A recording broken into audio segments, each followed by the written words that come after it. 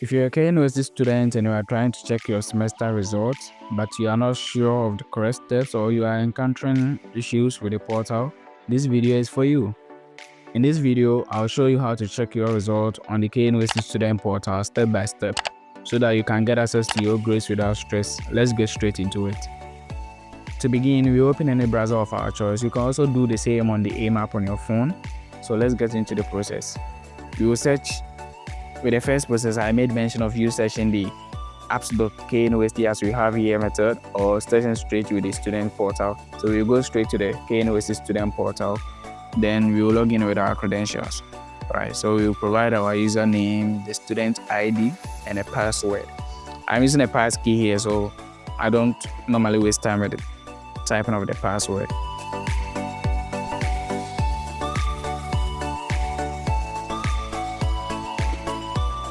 When it opens this way, we have this menu items here. We will locate the check results here, which we will use this to check our result. But there's something I want to show you.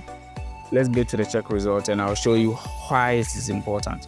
Alright, so we will click on the academic year. When you open this way, this is the interface. Okay, so you are supposed to select the academic year and the semester, the results that you would like to check. Okay, so we will continue to 2025-2026 academic semester.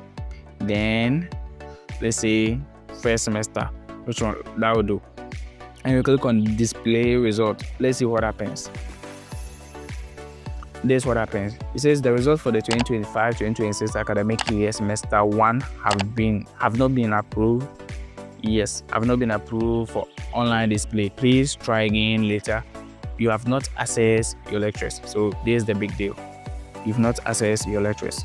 Okay, this is the big deal here. So you have to close this and go and access your lectures right here.